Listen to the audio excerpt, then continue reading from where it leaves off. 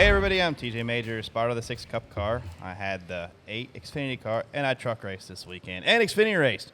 Wow. 61 truck, 73 Xfinity.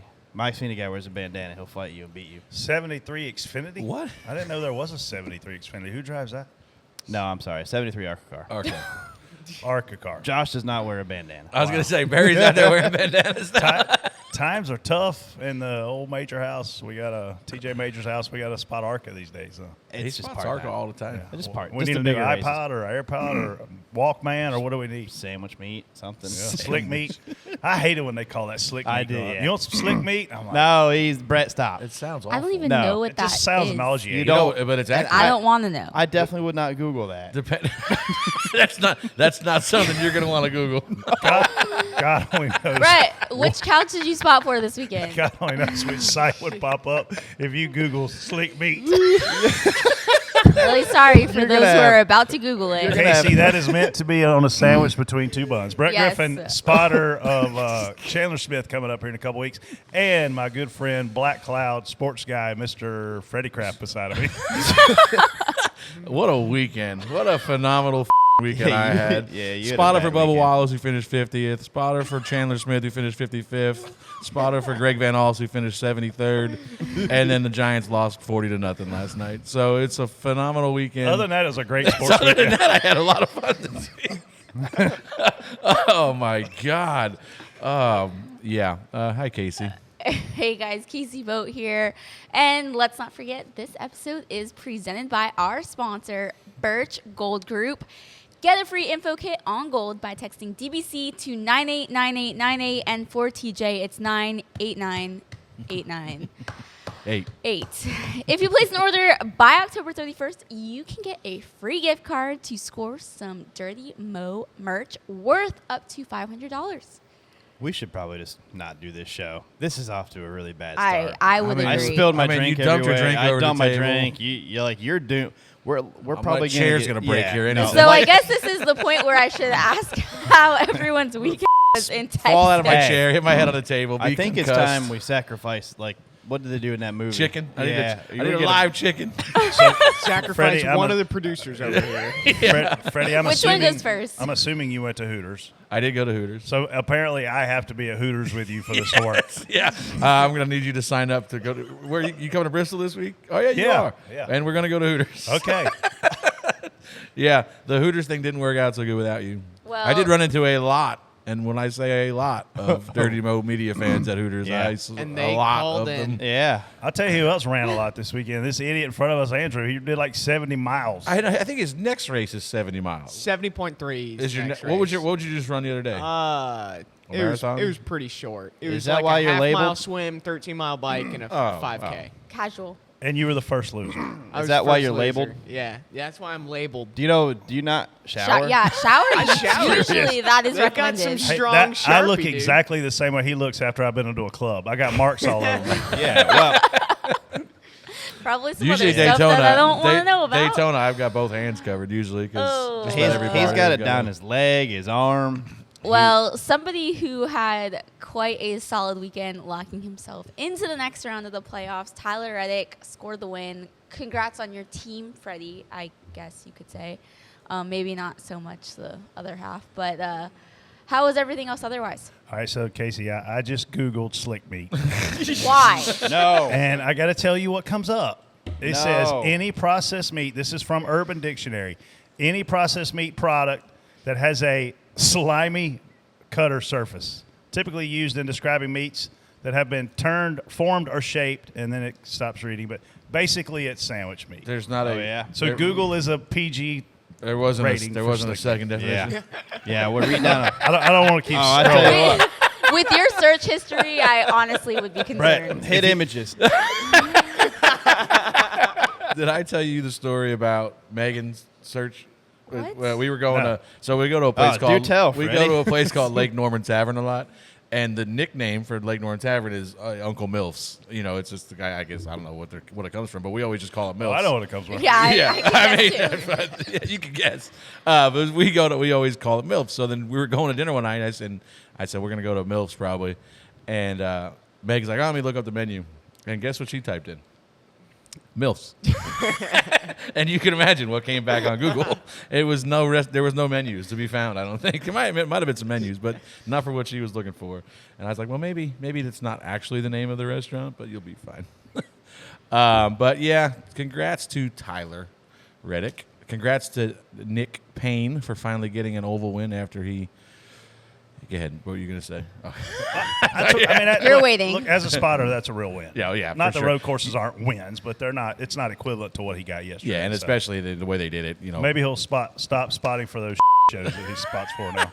I will say I mean, you had to get through that restart, but when you have one of the two fastest cars and you're on better tires than everybody in front of you, I mean, once he got clear of the 11, that was his only threat. Tyler was just going where the momentum took him. Yeah, I was spotting. Bubba, we were obviously in the back 5 on our own lap. So Bubba's like, I'm just going to lay back here about a half a straightaway, and you just go ahead and go MRN for me here. So I just called the last restart like it was MRN, and that was basically all I was focused. I said, Tyler's got this as long as he can get it. He's got a big run down the front. But yeah, it was good for them. Obviously, we had 2 really fast cars. Ours didn't make it to the end, or I guess it did, but not in the same condition it started. I watched almost every lap yesterday, and when I turned that race off, the first thing that came to mind for me was, man, how much better of a race was this than anything we'll ever see at Phoenix? Oh, Because that was a phenomenal race Yeah. yesterday. Now, I was not happy that so many people had tire problems, but I also don't know why they had those tire problems. Was it self-inflicted? Was it Goodyear? Was it debris? What was actually causing the problems? But outside of that, that was a really good race. yeah, for sure. And like you said, that at the end of the race there, you could see different strategies. Like if that's Phoenix and we had that late caution and them guys come out with the lead, you're not passing them. No. You know what I mean? Like whoever would have came off of pit road with the lead yesterday would have won the race. Maybe even who stayed out. Yeah, that's what I'm saying. Like whoever can get out front, you're not passing them there. This place, you can run all over the place. You can build runs. You use different lanes to build momentum, and you see a phenomenal finish like we saw yesterday. So that's my biggest issue with Phoenix as the championship race is it's so hard to pass that if you get a late caution, you're determining your champion by the final pit stop essentially. Yeah. And the worst part about Phoenix is, though, they sprayed 1 and 2, and everyone runs up. And what do you do there? What do you do in that corner if everyone's already running against the wall? At Kansas, it's the opposite. You can run the bottom for a couple laps, then you move up. But the bottom's also still usable in the middle. You know what I mean? Like you got 2-3 lanes in the middle, and even a lane lower than the guy. And then you get to 3 and 4 at Phoenix, and it's almost 1 lane. Reddick ran 3 different lines, 3 consecutive corners. He ran the I middle of know. 1 and 2 on the restart, Yeah. the top of 3 and 4, and then the bottom of 1 and 2 on so 3 different corners in a row. He ran 3 different lines at that. That place. means Yeah. it's a great racetrack. Yeah, Yep. for sure. Football is back in full swing with another week of epic games. And who's got you covered on the action for every single one of them? DraftKings Sportsbook, an official sports betting partner of the NFL. New customers can bet $5 on football and get $200 instantly in bonus bets. Nobody's missing out on the action this season. All DraftKings customers can take advantage of 2 new offers every game day this September. Get in on the NFL Week 2 action with DraftKings Sportsbook. Download the app now and use code CLEAR to sign up. New customers can bet just $5 and take home $200 instantly in bonus bets. Only on DraftKings Sportsbook with code CLEAR. The crown is yours.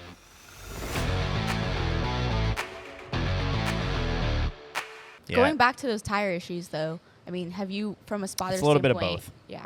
in my opinion. Yeah, I think I seen a picture of the Martin's, 19 ran yeah. something over, and there was sign like you could see Martin's coming because he must have ran something over with the right rear, and I assume it was slowly leaking, and he got Yeah. super tight. He was up front, and he got super tight. We almost ran him over, so you could tell he had some kind of issue. Then he went to 3, and the tire blew out. So you're assuming like tire's leaking. He's probably shrinking the stagger in the back. He's getting super tight. Now that blows out. I don't know what happened to our tire. It just no warning for us. Just blew out and hit the fence. And the same way, I don't know what happened to Busher. It looked the same as us. I think the ones that don't have the puncture are probably self-inflicted somehow. And that's just I and that's, can't and speak that's, for it. Yeah, but that's- I have no idea. Obviously, I don't know what are. But Yeah. that, a lot of times you see that it's air pressure related. You just get too low on yeah, pressure or but that's. something. I mean, you're also talking speed. Yeah, When that- you find this air pressure, that's I mean that's speed. It's like Yeah. camber in the right front. That's the new thing now. Like air pressure, this camber now. You know, you can get to a certain point, and it just won't take it.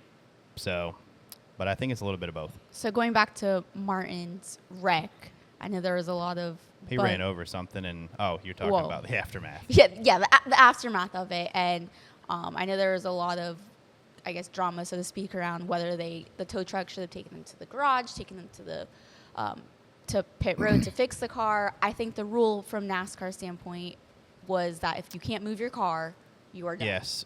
From my perspective, Martin hit the wall, wrecked, and then he tried to drive back, and he couldn't.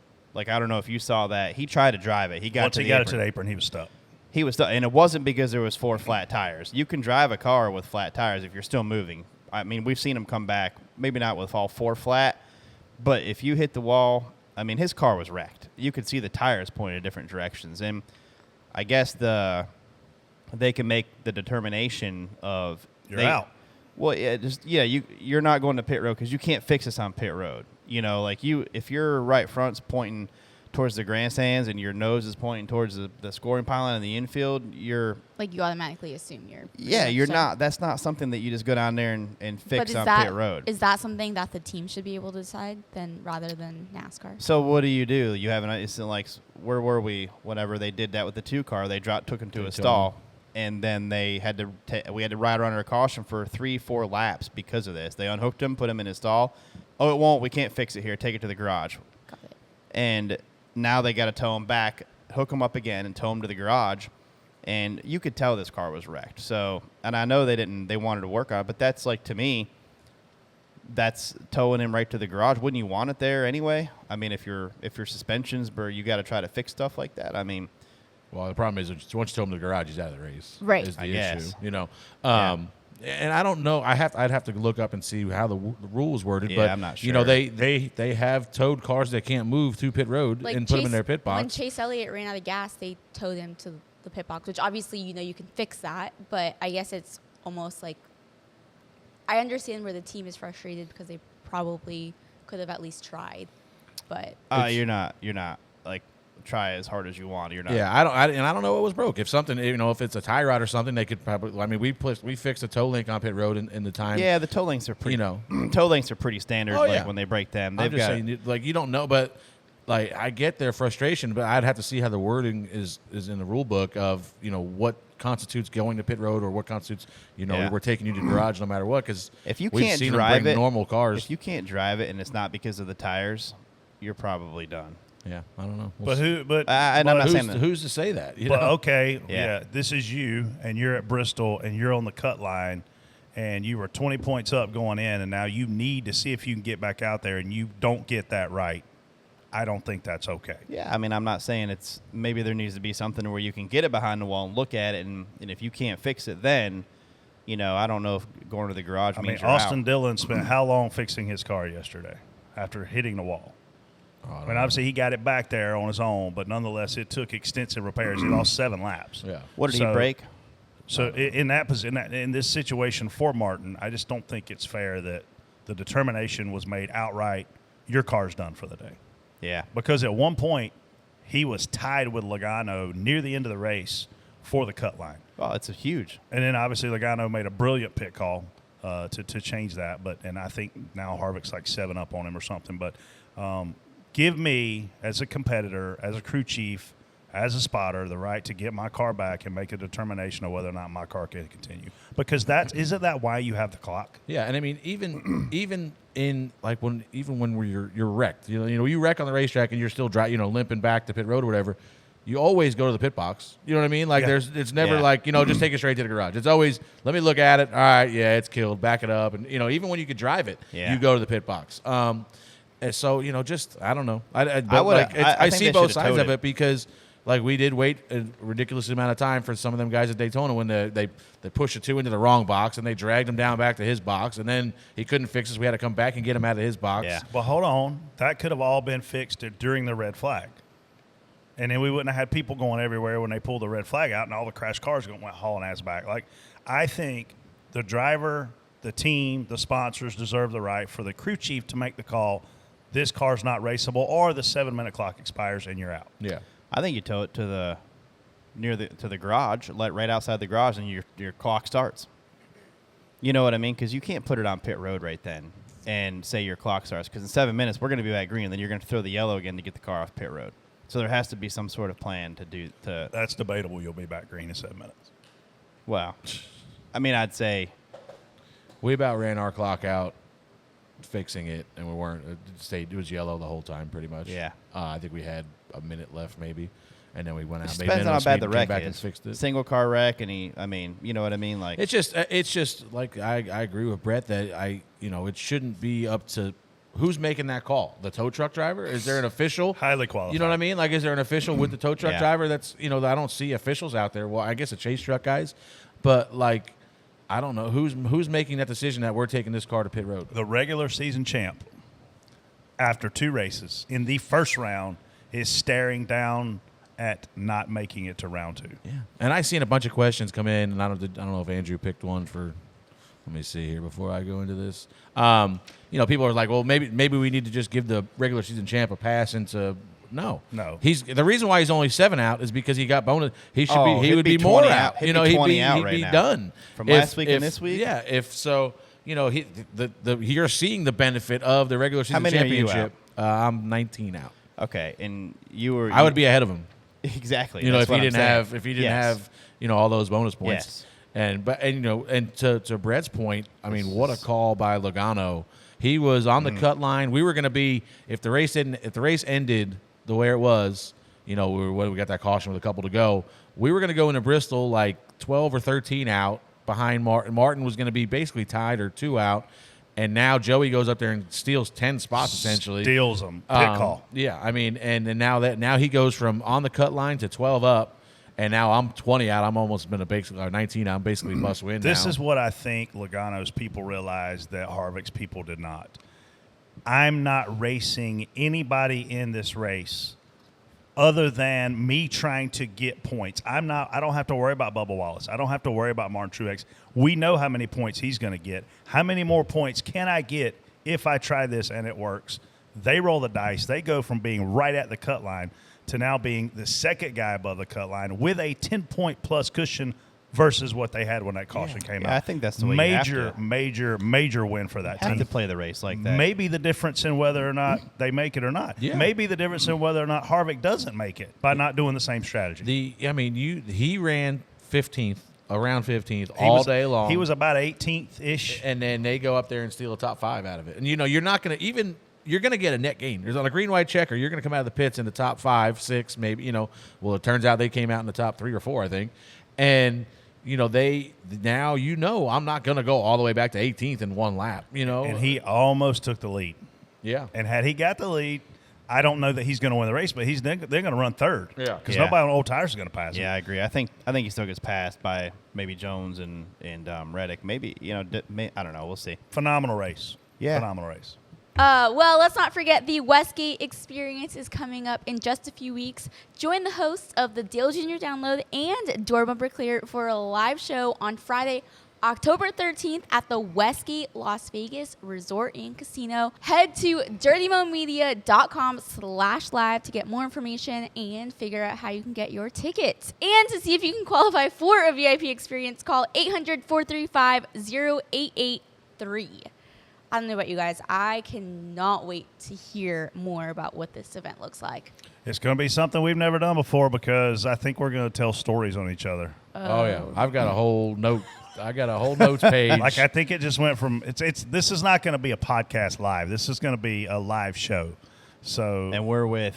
and all I'm going to tell you, DJ, is you better get your together for talking about Dale Jr. because he's getting his together. Well, I mean, do you really want me to get it together, or do you want to have a good time? Do I want to get fired or not get fired? Ooh, what What kind can of he fire TJ you is from, going to though? show up to this show? What can he fire you from these days? I'm curious. It's a good question. Mike Davis is the president of Dirty Mo Media. Yeah, but he could probably threaten Mike Davis. I'm just saying. I saw Mike has a boat and he doesn't. I'm going to so, foreshadow something. Yeah, I that's feel how like- that's how I that works. I feel like might be more on Mike's side. my boat comes when you rent that house. Valid. I've got a feeling that Dale Tonight's Jr. gonna be a good is night. going to be TJ's one idiot today. We will get to it later, but I got a funny feeling that What? might be Wow. the case. He's doing a lot of things lately. That's exciting. Make sure you come see us in Vegas. It's going to be fun and nothing like we've ever done before. And I might get fired. Watch TJ get fired. No. On his day off. That, Is it though? It'll be a No. Friday. No, actually. Yeah. Oh, yeah. Nah, I truck race. You know, TJ, if there's an ARCA race, K&N race, or No, something. it's not that bad. I don't do that many Okay. races. There's no truck race out there, is there? No. No. Good try. So I will get fired. All right, spot on, spot off, Casey. Take us down. First topic, John Hunter Nemecheck announces he will drive for Legacy Motor Club in 2024. Spot on, spot off, Brett. Spot on for him. When you look at what he's done with his career, to be in the Cup Series and a not so fast ride at the time, and to be willing to take a step back and listen, it's hard for these guys to be willing to leave the Cup Series, because the Cup Series is considered to be the hardest series in North America to compete in every single week. And to leave there, go back to trucks, win races, move up to Xfinity. 5 wins this year. Having a stellar year, obviously the favorite in my mind to win the championship, Xfinity Series championship. And look, Toyota's put their arms around this guy. They've embraced him. Without Toyota, I don't think he's in this position either. And I think it's a big get for that team, especially given what they've had going on really for the last 2 years. I look back at Ty Dillon, who struggled there. I look back at Noah, who before his PR nightmare, he was struggling. He was never a factor, right, Freddie? And so I think this is going to be a team on the up and up. The big question that hangs over everybody's head is, how big of a Toyota involvement are they going to be? Are they going to get to be like a Joe Gibbs Racing? And I think over time that answer is going to be yes. Yeah, I think you mentioned Noah. I think this was happening whether or not that PR nightmare happened. I think that, strictly on performance, John Hunter was going to replace Noah at the end of the year. You mentioned the Toyota connection. And this is big. Like, I listened to Andrew's podcast, Next Level. You hear he did an interview with John Hunter, and he talks about gambling on himself, and that's what he did. He gambled on – and he did a pretty good job in the front row. I mean, the front row car – that was he the did. 38, whatever that was, 4 or 5 years ago. He did okay, but he was always just going to be – you were going to be outperforming your equipment. Maybe now if he stuck it out where you see McDowell have speed now, maybe he would have been a little better. But, he went back, won truck races, now winning Xfinity races, bet on himself. And he went from being kind of a pay-to-play guy to now being sought after by, Toyota's, supporting him. And now he's getting a better ride, in my opinion. And he's, he's in a better position now because of gambling on himself. So spot on for him for sure. And excited to see what he can do. TJ. Yeah, I'm spot on for him as well. I think the path that he keeps taking keeps him in victory lane. So, and that keeps him getting in other better rides, and he's, like I said, I thought he did great in that 38 Cup car. Then near one Talladega. Yep. And then he goes back, wins races in the trucks. Now he's winning races in Xfinity and arguably the championship favorite right now. So good for him. It's an opportunity, and the Carson's been doing a pretty good job in that car as well. So getting some more, I don't know what the ins and outs of it, what their support's going to be, but if it gets, I'm guessing they don't have much of anything right now. So the way they're, even a little bit of sport's probably going to go a long way with them. So I think the future looks, decently bright at Legacy. Now, Toyota's made a lot of moves in the last 3 years in the Cup Series. They make a lot of moves every year. When you look at, though, they lost the 78 car, which was a championship caliber team, rumored to be because Joe Gibbs Racing wanted an excessive amount of money to continue that alliance. That's because they were beating him. They were beating them. I'm just stating the fact that the word was that Joe Gibbs Racing wanted, Barney and his team to pay a lot of money for the information and cars and the things they were already getting, and Barney said, you know what, I'm out, I'm selling my charter, I'm going home. I think probably around that same time was when Toyota realized we've got all these young, talented drivers that we've got years of time behind, millions of dollars behind. How do we get them up to the Cup Series if there's only 4 seats? And now look, there's 3 teams. And obviously 2311, they won yesterday. That's their second win of the year. They had both drivers in the playoffs. As a very young team, that is crazy to even imagine that you can do that. I think this is just a big statement for how embedded Toyota is in the Cup Series and will continue to be. And I don't think they're done yet. I don't think Toyota's done yet. Now, Jimmy Johnson mentioned in an interview that he still talks to Noah Gragson weekly. Any rumors as to where you think Noah will end up, if anything? I think the bigger thing there is, Casey, like looking at this from our fan base's perspective, man, they melted down against Legacy Motor Club and Jimmy Johnson when Noah got suspended. And I don't know what our fan base thought would happen. I don't know how they thought he wouldn't get suspended. And so for Jimmy to state publicly that he still has a relationship with him, I think speaks highly of Jimmy as a person. And Noah, TJ, he needs that support. He needs Dale Jr. reaching out to him. He needs veterans that have been successful. Because I tell you something Dale Jr.'s always been big on. At least he was when I was talking to him a lot. He was always big on second chances. And he even started that race team. What did he name it? Chance 2. Yeah, Chance 2. Chance 2 Motorsports with Teresa, right? So I think Noah deserves a second chance. I'm not so much worried about Casey where he lands. Again, I think the Cup Series is way too big for the problems he has. I think it's going to take him a hot minute, as we've said before. Go winning something else. It'll open doors. And I hope Noah gets a chance to come back because he's a very talented race car driver. Yeah, we haven't seen or really heard much from Noah, obviously, since it happened. But I've talked to some people that are, pretty close to him, and he's doing everything he can. Jimmy's mentioned it. He's doing everything he can to get reinstated. I know he's getting help from outside sources. Talking to the people he needs to be talking to, and I heard he's in a really good place right now. So, just continue down that path, and when he comes back, that's only going to make you that much better in a mental space when you can come back, stronger than you were before.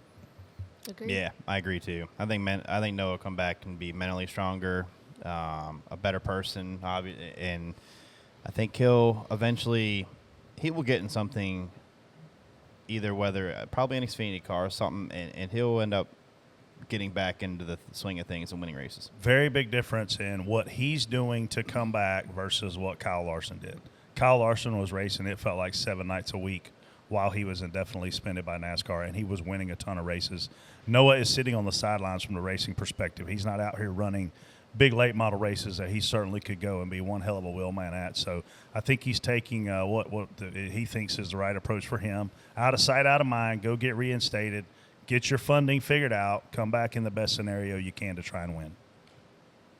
Moving on, NASCAR reveals the modified valve stem found on Ty Majeski's car, which was used to slowly bleed air from the tires during a run, resulting in a 75-point penalty, 5 playoff points, a 4-race crew chief suspension, and a $25,000 fine.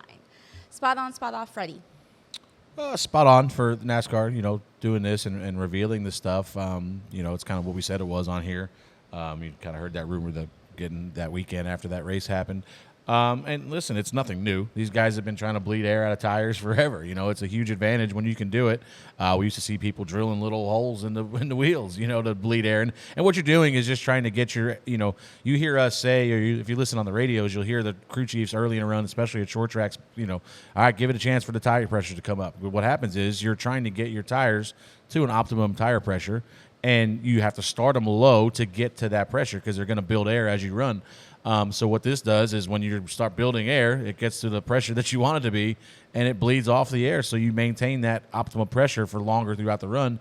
And it's not a surprise that he went out there and dominated at places like Richmond and IRP because that's where you want this optimum air pressure. And, no surprise it was the right rear tire. And you see this if you go to any dirt race in the world right now, you'll see they run very elaborate bleeders on their tires, that they're everywhere, and it's legal there, so, and it's illegal in a lot of different series. I think NASCAR is one of the only ones that, you can't, or ARCA, I guess, too, but, they're legal there. You can get a look at them. They'll show them to you, Chad's got probably stacks of them somewhere.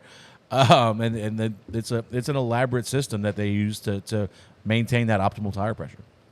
Yeah, I'm spot on for NASCAR stepping up here because this is, I don't think, this is an old trick as well. So, but did he get 2 wins from that? Yeah. No, he didn't win Richmond. Yeah, he won. He won IRP. Right. He ended up losing Richmond at the end. But he was dominating. Lap. Yeah. Yes, another lap. It was obvious. You could see the speed difference. But, that's pretty big. I mean, obviously it's slow. That the truck has lost a lot of speed since then.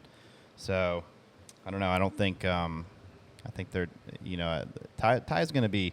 He's a good driver, and he's even a better short track driver as well. So if you're, a guy like that, that's probably the place that you don't even need it, because you go there with a guy that's already good at it. That's not even sure that's a place that I would want to do it the most. So spot on for the penalty, spot off for Ty, because Ty, I like Ty, and I think he's a good driver.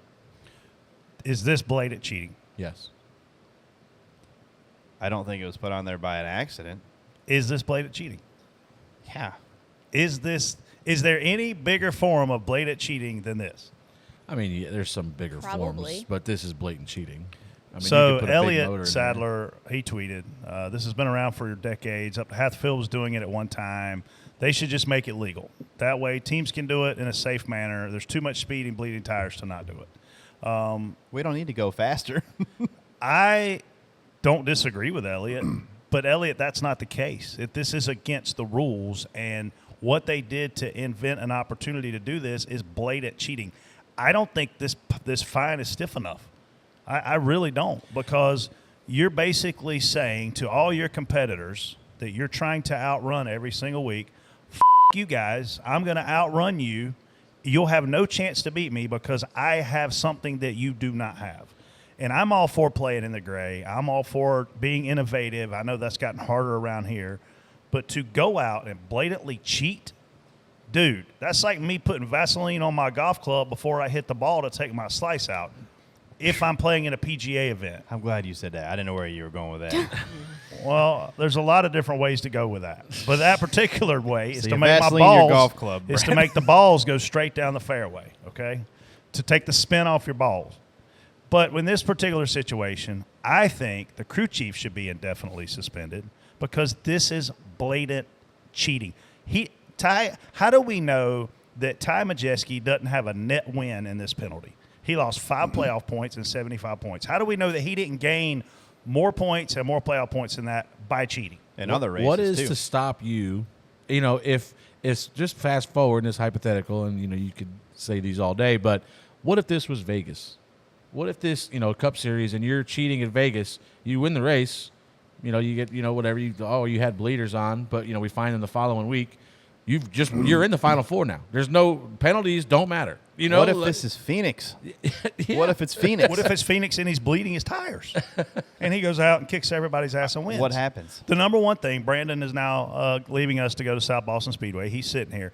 The number one thing we used to look for when we would watch a race go under red flag is, will anybody that's out here on this racetrack get a flat tire? Because if they do, they're probably bleeding their tires. Yeah, There was a point where NASCAR would walk up and down pit road and randomly grab tires and go put them in a Dunkin' booth to see, obviously, if air was coming out of the tires. I've seen the tool that we used to use. You grabbed it like it was brass knuckles. It had a little bitty pin that stuck out your middle hand, and you popped the tire, and when you did, it made a tiny hole in the sidewall. Boom, let the air out, right? So my point is, this is cheating. So the problem, here's the issue that you have, and it's they didn't get caught at IRP where they won. They got caught the following week at Milwaukee. So, there's always that deniability. I just put this on there, So that's why they didn't, so that's why Phoenix, like if they found it after Phoenix, you would just get disqualified. But like if you did it at Vegas and then we go to wherever the hell we race after Vegas and you've got something illegal, well, you were probably running it at Vegas. But now you're only going to do, we're going to give you a 5 point. You just won your way into the Final Four. Are you sure you're going to find it at Phoenix? No, I'm just saying. But I'm just saying. I burned the everybody's tires off the cheating. thing. Listen, everybody's Fronts, too. cheating at Vegas. When we get to Phoenix, everybody's cheating. Just for the record. But it just this, like to your point, like there's no penalty. He had already won the race. He kept the win, so that locked him into the next round. He lost the points that he got from the win, the 5 bonus points. But is that really enough? You've already transferred through. Yeah. So it's a weird deal. TJ, you mentioned that. And oh, by the way, Casey, one more thing. I'm not mad at Ty Majeski for this. No. Because I don't know if Ty knew. I also know that as a race car driver, you want to go as fast as you can. So maybe if you do know, you're like, well, I can't. I mean, what do I do? Tell you not to do this? You're my boss. Ultimately, you're over the car. I'm over driving the car. So I'm not mad at Ty Majeski here. I'm mad at whoever invented this thing, which, oh, by the way, it was brilliant, and whoever said, yes, put that on. You should be gone. TJ, earlier you mentioned that you could tell Ty's speed was a little bit higher than Yeah. Did you So- not? You see so, the law? Right. All right, so but, look. So is that something that NASCAR just automatically checks, Well, or no, I'm sure because of that discrepancy? He's going to be probably the random. We finished top 3 or whatever it is in the truck, so they're going to check him. But this is blatant cheating. But so when the 19, obviously at Martinsville many years ago in the Cup race, they got a little right front fender damage. I mean, it was probably enough they could have kicked it out, but no, they brought this massive saw out there and they cut this huge square off right in front of the right front tire, which is keeping that right front tire cooler. Which this is they're doing the same thing. They're keeping the air pressure down on the tire. But then isn't that cheating as well? No, you have damage on your car, so you're just clearing some the fender. Fixing it. You're fixing Which it. benefits it. Do you agree with Elliott that we should allow bleeders? No, I don't think we should allow bleeders. No, I think that I watched a video that Larry Mack did about bleeders, and it's, you worry about, we saw yesterday people getting flats. You worry about these high load places. If you've got a tire bleeding air and intentionally keeping the pressure down, Yeah. you're going to see that more often. And the What speeds if you we're have going. what if you put this tire on that has low air pressure, and then we have a quick yellow, and then that thing bleeds out even more than that? Then that left rear is even lower than where it should be, and we go back green. Them guys are popping tires at 200 mile an hour in the corner. I'm not smart enough to know if we should be allowed to run bleeders. That's why I asked what y'all thought, because I truly don't have an opinion. I just know it's illegal, and I know this guy did it, and I know he should be kicked out. That's it. Correct. Who should be kicked out? Whoever did He it just and the said crew that. chief. He said I would kick whoever the tire guy out and the crew chief out indefinitely. This is no different than the jet fuel thing at Michael Waltrip when he made. Why would you kick the tire guy out? He's just doing what he's told to do. Well, that tough shit. You have to have So, enough integrity if he to says say. okay, so he's going to get fired because he's not going to do it. Guess what happens if he says I'm not doing this? He don't get kicked out. He can go get another tire guy job. There's tons of tire. There's more jobs in our sport right now than there's ever been. So I'm not buying. He can't say I'm not doing that. I don't think tire at a truck series a To guy make $40,000 a year and put freaking caps on tires, I'm going to say I'm not doing that. And that guy, I'm not saying he might not ever get another job in the Yeah, it's not as easy as you Yeah, he's doing what he's told to do. If Dale Jr. walks in here and tells you to untie your shoes and walk 10 laps around the table, you're going to do it. I'm going to tell him to off. Will you though? Should we find out in Vegas? Dale Jr. ain't my daddy. Knew what an idiot. Should we find out in Vegas? Y'all have got a completely wrong perception of me if you think I'm going to untie my shoes and walk around the block I because mean, somebody told me I to didn't do say it. the block. I said agree that, that table. we have a wrong perception of certain things. Next topic. Parker Kligerman grabs the Xfinity playoff spot over SHR's Riley Herbst. Spot on, spot off, TJ.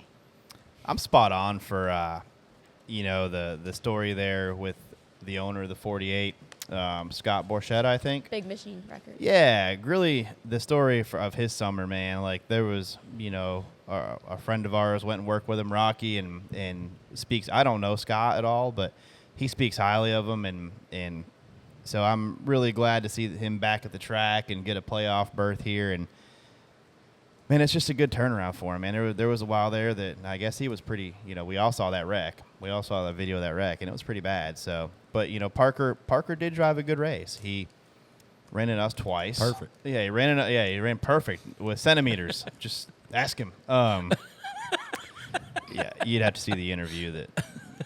Did you see it? Okay, but they did run a good race. Put himself in a few spots that were very risky and probably shouldn't have, but. Good for them guys, and they've had some speed. This never could put all the race together, and they finally put one together there. So good for them. Yeah, I mean, it's the polar opposite day there because, well, and listen, we doubted on this show that they could go out there and outrun the 98. And listen, the 48 did exactly what he had to do, but this right from the drop of the green, the 48 took control of this deal because I was actually texting Brett. We had 47 cautions. It felt like in the first 10 laps, longest race ever. And the just on the choose alone, the 48, flipped the script. I think the 98 outqualified him by 7 or 8 spots, and by lap 15 they had completely flipped, and the 48 was 8 spots in front of the 98, and that was just bad choosing, or just getting in the wrong lane, whether it's bad choosing or not. But Parker being way more aggressive on restarts, making up track position, and then he gets in position where he gets a couple more stage points than him in the first stage. The 98 was clearly much faster than the 48, clearly. but just could not execute. It's just he ran back to 10th, but it seemed like every restart he gave up a bunch of ground and then would try to close it back up, and then finally he ends up running into Parker of all people and getting a right front flat, and then from that point on basically his day was ruined. But that was just Parker from the drop of the green putting a ton of pressure on the 98 to go out there and beat him, and they couldn't do it.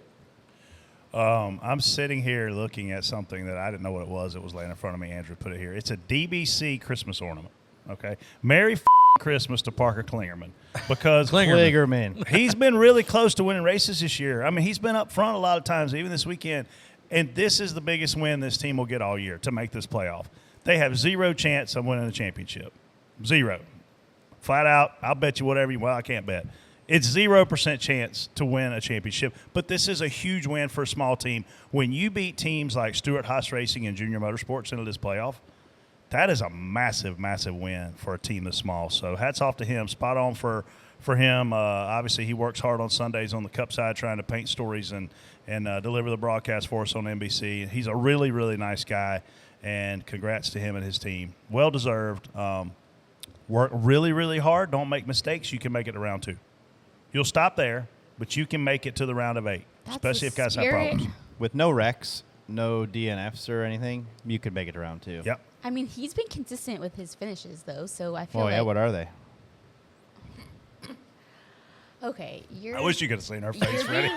You're being a because I don't have the No, I'm stats just in front of curious. I me mean, do you right know what now. they are? Yes, I literally work in the I'm series. not I know. I'm just asking what they are in the Oh last my 4 or 5 God. races. Okay, well, what do you think? What do you think they are, TJ? I'm asking You know what? Let's go look. Let's check this out. I I don't honestly have the can't- stats in front of me. I'm I so honestly can't sorry. tell I you. did not print out every stat for every driver. I'm honestly don't know, so I was asking you what they are, if they were consistent. I don't remember him being overly, like... Freddie's getting ready to tell us. He's on racingreference.com typing in Parker Kligerman. Did I do Yep. better right there? Way better. There's a Finally. G this time.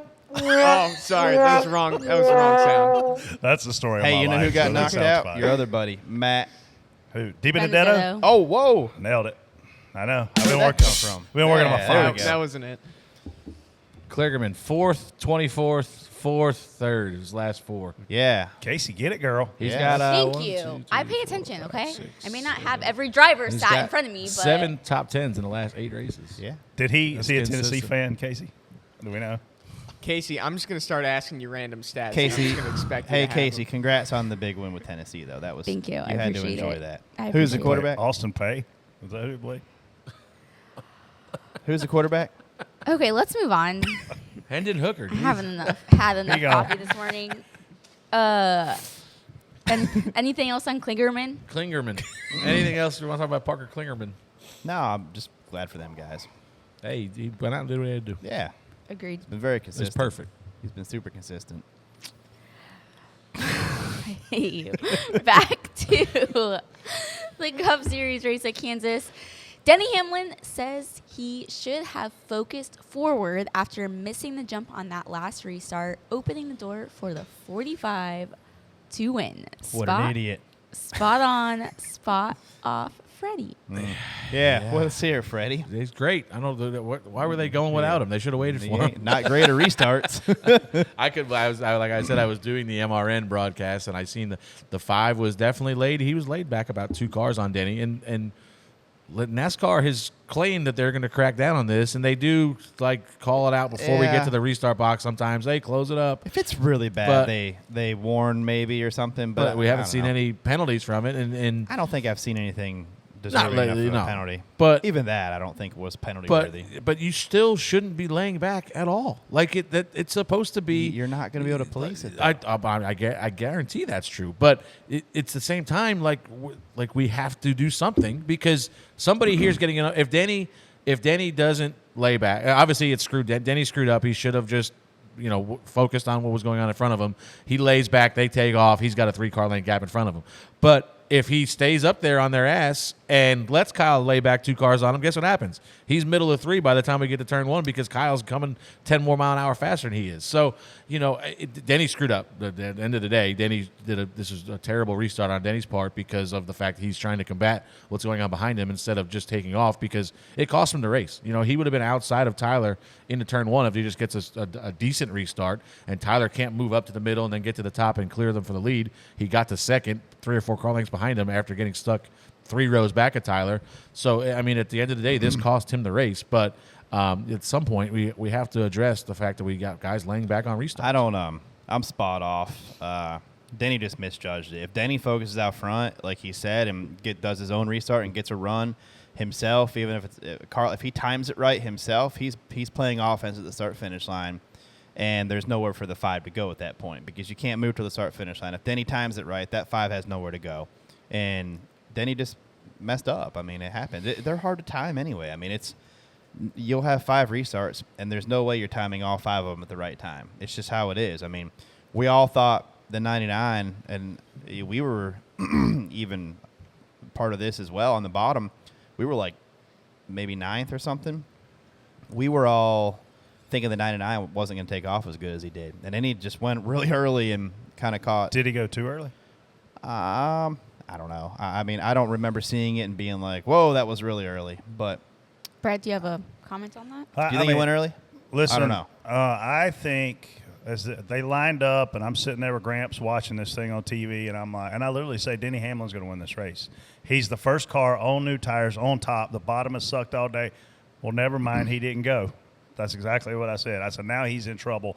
And honestly, the block he threw on Larson, I'm surprised Larson didn't wreck him inadvertently without even saying he tried to wreck him. I'm surprised he just didn't wreck him because Larson did have a big run. Denny threw a late block. And I can't blame Kyle Larson on Denny having a bad restart. I'm not going to do that either. Kyle's doing his job. Yeah. If Denny's backing up to get to the guy that's backing up, then Denny's breaking the rules too. And honestly, though, I said Denny Hamlin's winning, and then he didn't win, and he finished second. And obviously, he's going to go on to the next round. And Bristol's a good track for them, but it. Who was on the outside of the front row? I think the 99 went 3/4 of a car length early, but I've not seen a replay. That's just off of what I remember on the jump.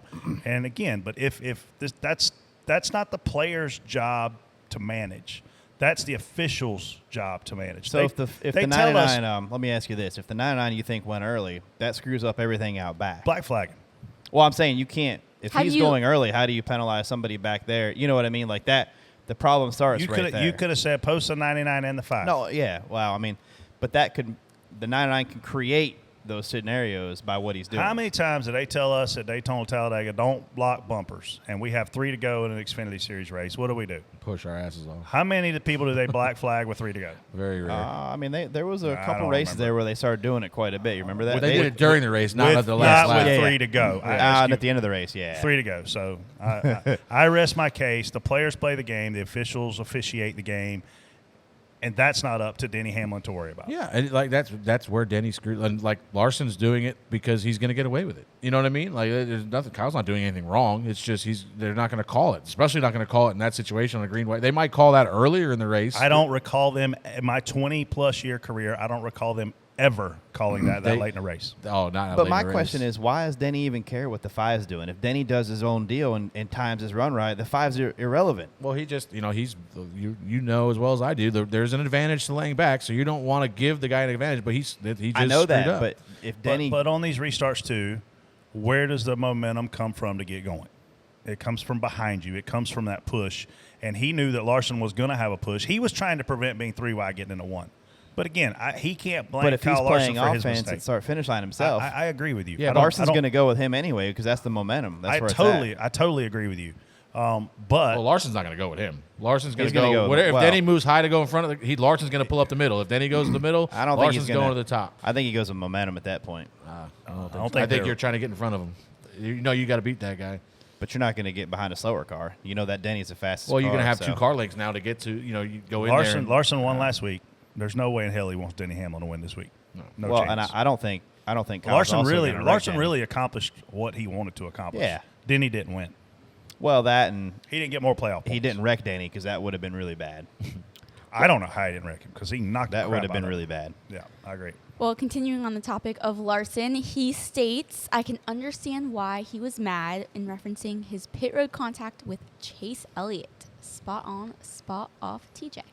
I'm spot off because I agree with Larson because I think when you see the video, when you get towards the end of pit road, obviously you can see them guys. They're all You they're know all- who you're racing. Well, who you've been well, they racing start with. turning left a little bit too because that's where you're kind of aimed. You can see that right there. They're all kind of creeping to the left slowly, and it got tight. There was obviously room on the outside of the 45 to the grass still. There's also a half a car length between the 9 and the 45, but Chase can't see him. Chase has to in my opinion, Chase needs to slide up another 3-4 feet because you got to know that there's cars coming out right there. We're coming out. We've been racing with you all day right there. You know that's our stall. You know the 5's inside of you, and we're racing for. I don't want to say. We're things go right on restart. We can still win that race too. The 5 and 11 get together. They get out. We get a run on them. We were really fast on restarts, so. You're not going to lift, but there's definitely more room there, and I don't think what the 5 did was anywhere. He was just an innocent bystander right there. So, and then the swerving deal, that was right in front of us. For a second, I thought it was our car. I looked down there, and I'm like, wait, is that the 9 and the 5? And I'm like, Brad, did you see that? He's like, oh, yeah. So I'm like, did they hit? And he's like, yeah. So I don't know if that deserved swerving to the guys right front at that point, but. Brett. I rest my case on what TJ said. I don't have anything to add, Your Honor. It was Chase lost his temper for no reason, and Kyle Larson didn't do anything wrong. When you look back at the video, Freddie just showed me again. There's nothing Kyle Larson could have done differently in that scenario. I mean, I don't know what you think. You just think he wants going to drive in the side of the 6? Like, he's got to move. You've got room to your right. We left enough room. I think we went out and kept it as tight as because we had to go around the 20 right in front of us. The only thing that I did not like about this whole situation was, and this I don't know if this is Chase Elliott or this is the NASCAR police not letting these guys speak their mind, but he does an interview with Bob after the race, and Bob said, "What about that deal leaving pit road? Is that you sending a message to Kyle that you didn't appreciate that?" He said, "Well, what do you mean? I didn't. What? There was no message. I didn't do anything. I didn't. What? Like, listen." This is so patronizing to our fans. Wow. They're not stupid. Like you swerved, you actually ran into him. You hung a hard left, swerved at him, then you ran into him. Like, I get it. You probably can't say what you really want to say there because you need to say something. But you can't just act like nothing happened. It's just I hate this for our fans that they get treated at times like they're idiots. We saw what happened there. And then Bob asked you a question about it. You got to have a better answer than, what do you mean? What? I didn't do anything. Nothing. No, I didn't. I wasn't sending any messages there. Yes, you were. Yes, you were. Stop. Rick Hendrick probably disagrees. Yeah. He's going to have a milk and cookies conversation part 2 with these two guys. Milk and cookies. Is that a fear of admitting? That's what I don't know. And Well, Chase, can't, because you can't. Chase is usually does this- non-controversial about stuff like this, and he kind of stays out of it. But it's at the same point, you're treating fans like what they know they just saw did not happen. Right. It's what I don't Yeah. understand. That was just. You can say I didn't appreciate him running this side of me. Yeah. Or That's how, When a driver is leaving their pit box, is somebody guiding him and telling him somebody's Usually the to the crew right? I'm going to go ahead and tell you, anytime you get 4 wide, somebody's probably going to bump each other there at some point. It might be slight, but when you get 4 wide leaving pit road right there, somebody's probably going to have some contact. 4 wide, the last 4 or 5 pit stalls, green, white checker coming. You're not giving up anything No. at that point in the race. And honestly, I thought it all worked out pretty well. Yeah. Well, let's move on to the DBC A main, where we catch up on all things dirt. How about Hudson O'Neal out dueling Davenport in the World 100th win at That Eldora? was a really good. You probably didn't watch it, did you, Brett? Anytime you bring Kryptonite to Superman show, I'm not here for it. I'm spot off. We still in that segment? Well, I'm a Davenport guy. You could spot What's off Davenport's nickname? Superman. I just said Superman. Yeah. Okay. Yeah. I called Just the other making guy, sure. I called the other guy Kryptonite. Yeah, I gotcha. That's a big win for Hudson, though. Yeah, it's a really entertaining race. Those guys, when they run the top there and they bounce off the fence and that place is a lot of fun when it gets really slick. So I think I know a lot of people that go to that World 100 and It was I think they start on what, Wednesday or Thursday or something, and they race all the way to Saturday long night. few days, It's yeah. an awesome spectacle. Yeah, I've been. It's great cool. race. And shout out to Corey Day getting his win at Gold Cup. That was really, really cool to watch. Is that his too. first? Yep. First win. One of my favorite guys was on the podium a couple nights out there. Old Dom Selzy. Yeah. That guy. Did you hear He the one- gives the best He Oh interviews. is my God. amazing. You'd have to go back to Dirt Vision and watch the podium interviews. Please. Can we have him call in to some of our A main This segments? guy's interview? He is you awesome. didn't hear it, did you, Brett? No, I didn't hear No, that. I don't think we can repeat what he said. Yeah, we'll tell you after. Just this. It's so go back to Dirt Vision and watch the replay from the other night, and you'll appreciate it. Oh, well, don't forget you can catch us every Wednesday on Dirt Vision. I know there's tons of racing this week. I think Millbridge, I think I'll be there. A few other races, so be sure to check it out. You should see I looked at my data plan on Data? data, whatever you want to call it, on my iPad because I watch Dirt Vision like every Friday or Saturday night on it, and it's a really good thing that I'm on an unlimited plan. Did you ever look at what you use for data? No. Or data, whatever you want I to have call it. other things I can do with my time. I'm going to go and tell you. Remember when you used to pay for like 10 meg or what? Oh, yeah. Oh, my God. Blowing that out of the water. Is the World of Outlaw final still here in Charlotte? It is. Oh, that's awesome. You going to go? It's always I don't Phoenix know. race weekend, so I'm gonna go over there probably like Thursday night that Yeah. weekend.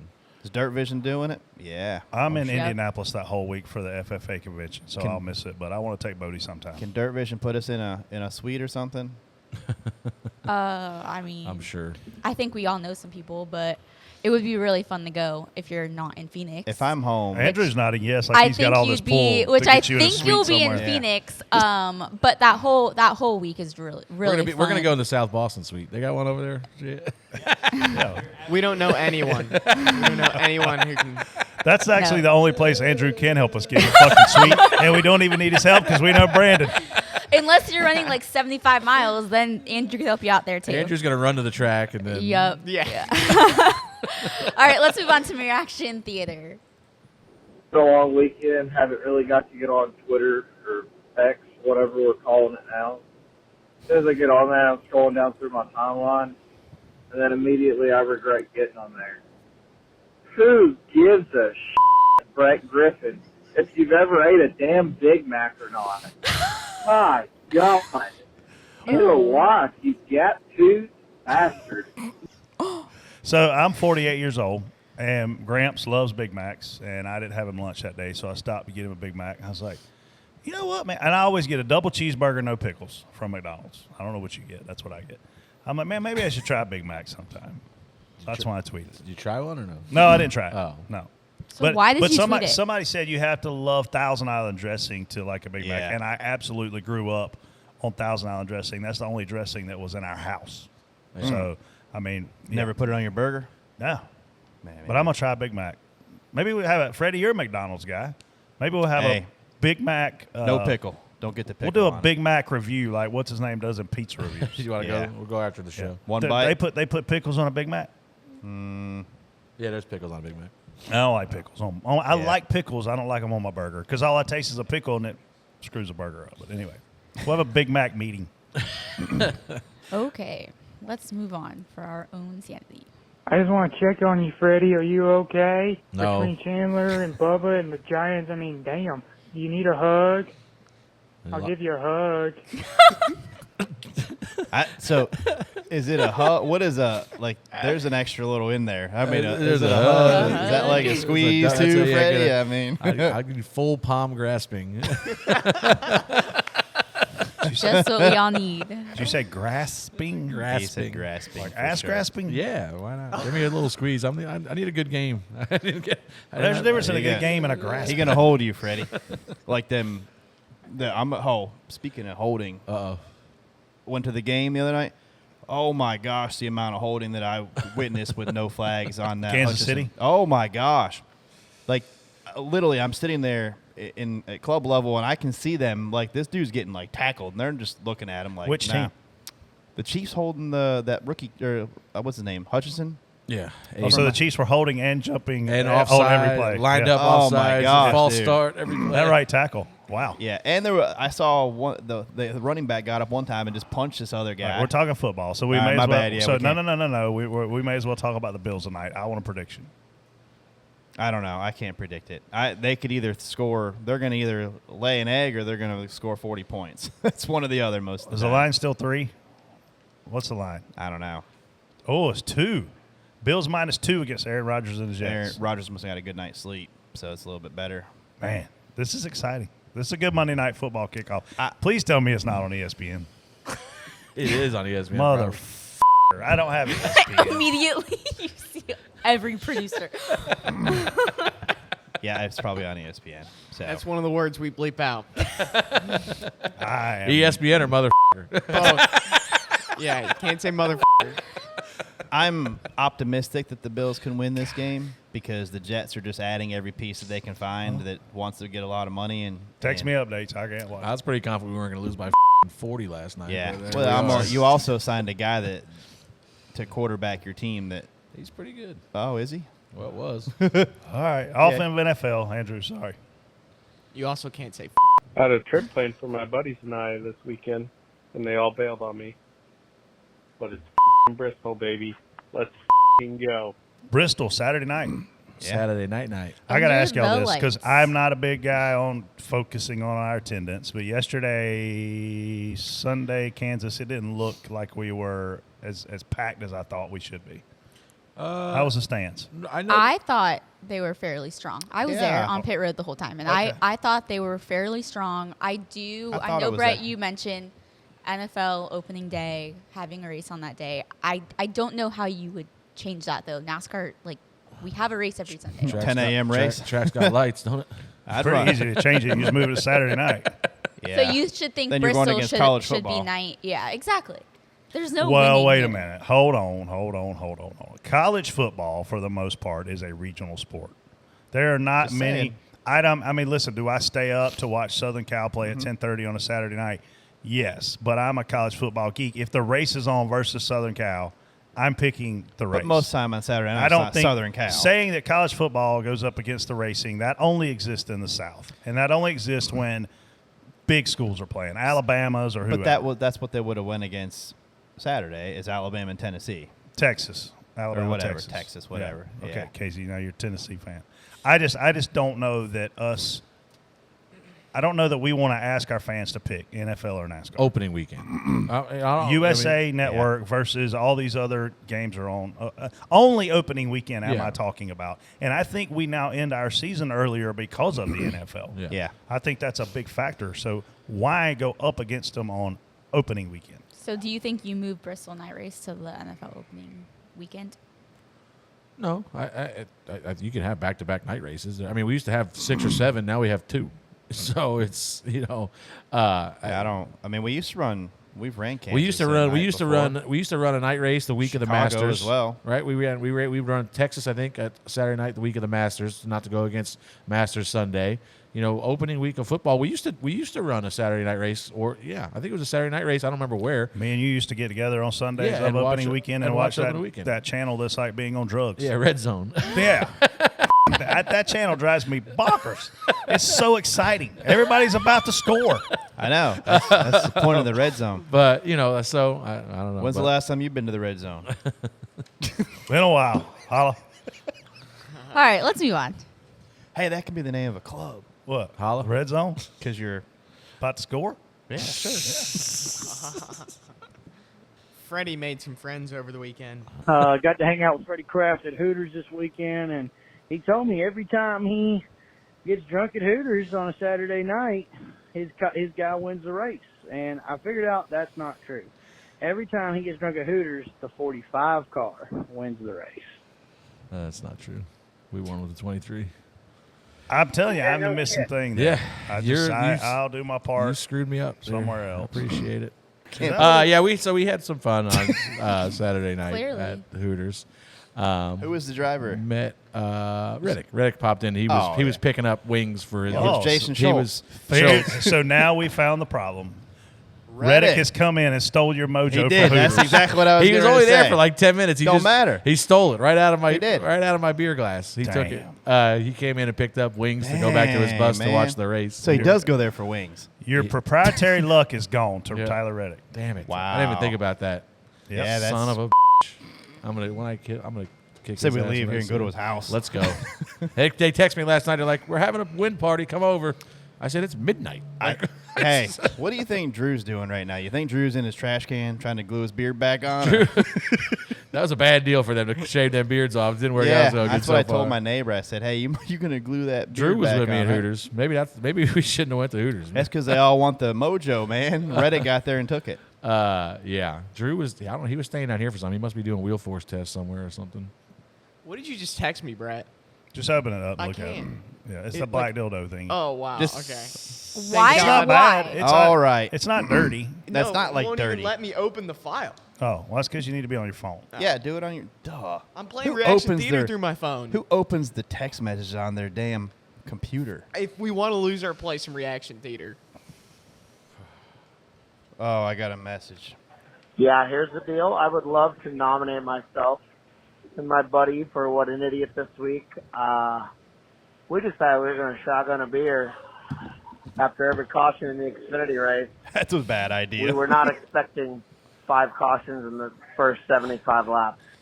I seen these guys at Hooters too, and let me tell you something. They looked like they shotgunned a of beers when they got there. I was going to say, how were they still awake? Yeah. They were tweeting. They me were early. tweeting at us, Yeah. and then I saw the guy. He's like, "I'm the one that shotgunned the beers." I said, "I could tell." They had 3 cautions in the first 12 laps. I've been telling y'all, Kansas is a good time. This Reaction Theater is just proving it to be true. I'm not gonna be able to go to I Hooters think you're next proving year. Freddie is a good time. And these people don't even know where the Power and Light District's at. That's Yeah. even Power better. and Light That's where District I was good. I was. I will say that at the football game, the fans were very respectful. They're partiers. They were partiers, yeah. Well, except for we had one of Brad's friend was this. I have to tell this. Brad has a friend that he grew up with that came to the game, big Lions fan. Well, there was this couple that was sitting in front of us, older couple, and this woman. He was aggravated. He wasn't like bad, but he was like, every time there was a penalty, he was like, "Oh, cheaters," and she was just like getting mad because the Lions were staying with him and then got ahead. He just kept picking away, and then she would do the little like, and then she covered her ear one time, and then she just got up and left. She never came back. Wow. The game ends, the husband stands up, and I'm like, "Oh, here we go." I hope Brad texts Clint something to mess with him. I don't know if he saw him or not. I don't know if he saw him. I hope he texts something to just mess with him. About beating him. Yeah, I told him we should do a wellness check on Clint after the game. But the husband stands up to go to leave, and he turns around. I'm like, "Oh, here we go. And he's like, "Hey, congrats, guys."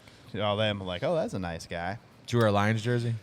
No, I was gonna wear my Josh Allen jersey, but that was probably Frowned upon. gonna be bad because Josh Allen's been owning them in that stadium, except for the 13-second game, which he still owned them in that game. That wasn't his fault.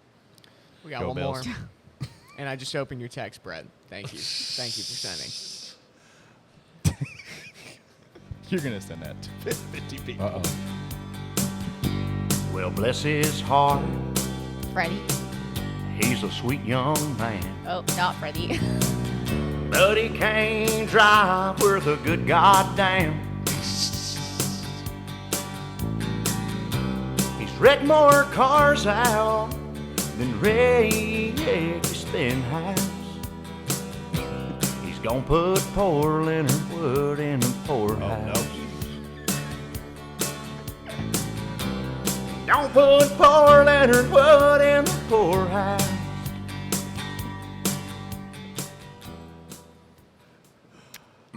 Full band. Yeah, that was. I was pretty just texting with Eddie Wood, not about that, about something from 20 years Are they in the poorhouse? Or? But- well, he was talking about being a Hardee's. Oh, for breakfast. Anyway, Harrison has had a rough go. Oh my gosh, man! He probably can't wait for a fresh start again. I'm like next year, clean. These years are not fun. Like when the one he's in, just it draws you down.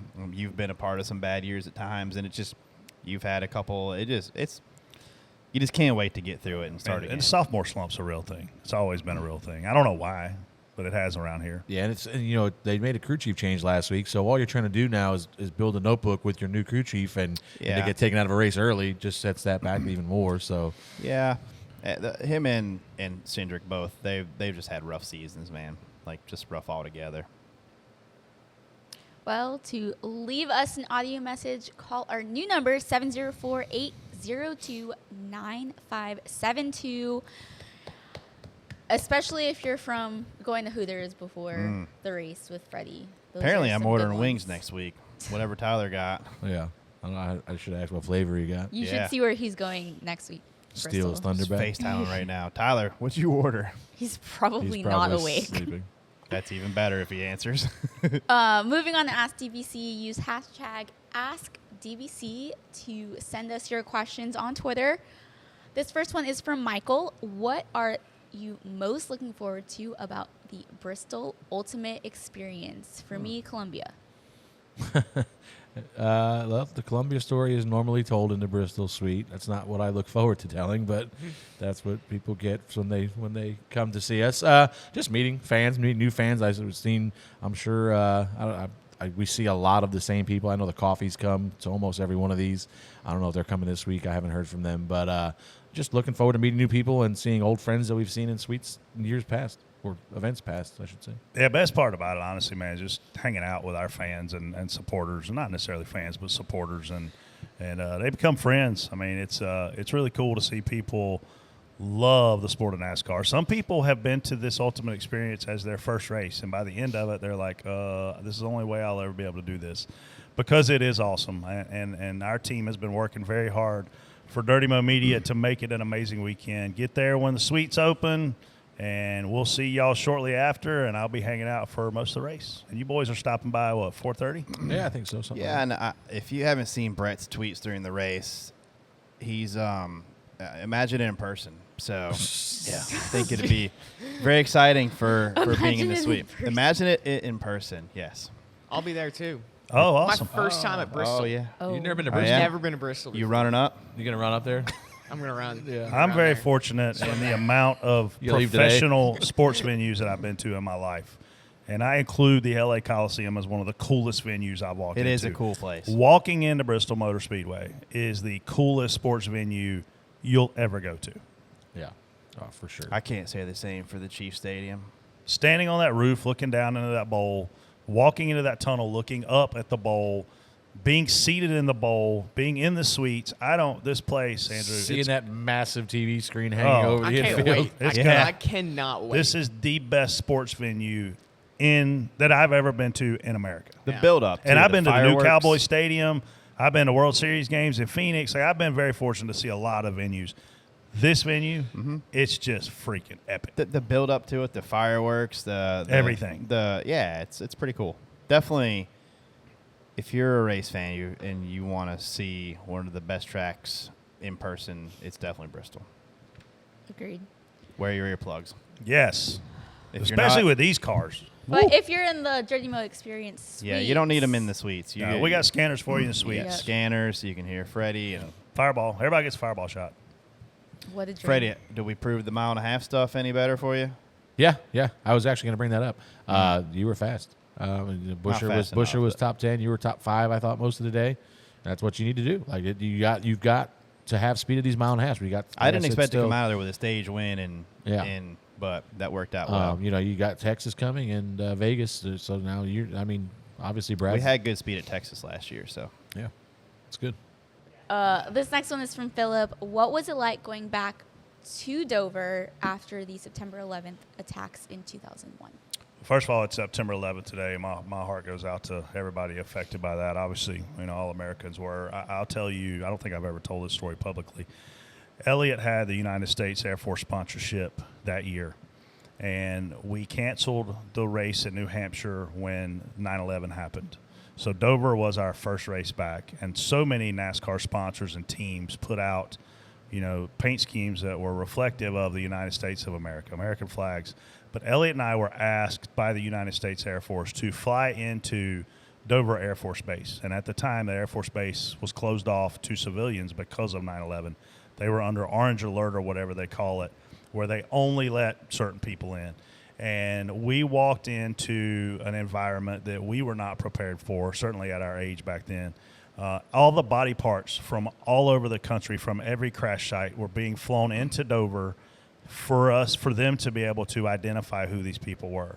So they had the top people in the world for forensic science, from dental, fingerprinting, and everything. And those doctors and those scientists and those people that were working in that event came out, and this was literally, they asked Elliott to come to be a morale booster, because those people were working around the clock. And I've never been to anything like that, and I hope I never go to anything like that again, where we were asked to go do something positive in such a negative time. Bone chilling, but the men and women that were there and telling us stories were literally heroes behind the scenes of what was happening post 9/11. And so, that race is always going to stand out. It was sold out, and again, a lot of patriotic paint schemes out there, but I'll never forget flying in, because as a civilian, you guys fly a lot. I mean, we all fly a lot. How many times are you in the air in an airplane and you see a fighter jet? It's very, very rare. And when we flew in that day, there were fighter jets from the time we took off from Statesville, North Carolina, until we landed at the Dover Air Force Base. We could see fighter jets out the side of the plane multiple times. So very scary, eerie time for the country. Obviously, we've come back from that, but I'll never forget going to that Air Force Base. Yeah, I didn't go to Dover. I wasn't spotting. Yeah, we then. weren't there quite yet. But yeah, I just remember. I mean, I lived in New York, obviously, at the time, so it kind of hit home. Obviously, hit home for me, hit home for everybody, really. But just happened an hour from my house, really. So it was a tough time, like you said. This next one is from Jessica. What was your first thought when y'all first met each other? Oh, I don't even remember. I was going to say, how do we know the first time we met each other when know. y'all weren't that impressionable? I don't know. I don't remember. I'd have to guess. Me and Brett were probably drunk. If I was just, gonna, I was going to go out, if I was going to go out on a limb, I would probably say the first time I met Brett was probably at something similar. Yeah, party or something. Yeah, 100%. Hands down. First time I met TJ would have been somewhere running around with Elliott and Dale Jr., because Elliott and Dale Jr., there were years there where they were super tight and did a lot of things together. And Freddie, same thing. I don't know, first time I probably ever met you may have been on a roof somewhere, but we certainly hung out other places after. So that's pretty funny. Maybe I need to do a better job of remembering the first time I meet people. Yeah. Oh, this next. Let's move on to What an Idiot. Well, my one idiot, they gave it away. They gave themselves away in Reaction Theater. I was going to the guys shotgunning beers every caution. I guess you don't anticipate that. I mean, you're guaranteed to shotgun at least two. And then I got to sneeze. My allergies are killing me. So they got the benefit of 3 in the first 12 laps, and then they still had the 2 stage breaks coming, so that was 5. So they shotgunned at least 5. I can't remember how many cautions were there in the race. A bunch. So, so they were feeling no pain by the time they got to Hooters later on that night. TJ, who you got? Well, speaking of that, I'm probably going to give it to. We're sitting up there in the elevator. What do you call it? Lobby. Lobby, yeah. Up by the roof, and this woman comes through there, and I'm just the elevators were pretty jammed up at the bottom, so we're kind of talking to her, and I'm like, hey, where are you heading? She's like, well, Dale Jr. forgot his belt, so she had to go meet Kenny, the bus driver, at the bottom of the elevator so he could get his belt. I'm not sure what kind of homework he had that morning, but surely you can remember to put your belt on. So. Well, but let's defend him for a second. If he wore elastic pants up to the booth and then he was going to change into real pants, it's easy to forget your belt. Really? What? Don't you think? I don't think he wore elastic pants to the booth. What are elastic pants? Yeah, like pants, like jogging pants. Pants that stretch. Like gym shorts. I don't know that's what. I don't think that's what it's wearing. Here's on the When's broadcast. the last time you saw Dale Jr. gym Here's shorts? actually what happened. He wore yoga pants to the booth, and when he realized he had to change, Probably so. he realized he didn't have a belt on in his Lululemon. You're yoga telling me pants. you don't wear a belt with your yoga pants? I don't. Lululemons? I don't. I'm just simply saying that you can remember to put a belt on.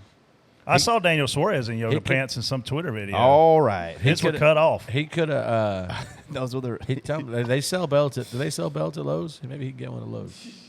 Yeah, probably. That gift card he got? Yeah, hey, when you Andrew, next time you go by Stefan's office, can you grab me one of the couple of them? Actually, get us all some. I'll grab us some Lowe's gift cards. Yeah, all of us, please. Yeah. Please give us some gift cards. Man, I Think guess they got belts? I guess my one idiot has shifted because I've been big on Chase Elliott, over the last few months, and I can't be big on him after that interview he did where he just didn't say anything. I mean, the last interview he did before he got suspended, he lied about everything, and now he's just playing dumb. Say what happened.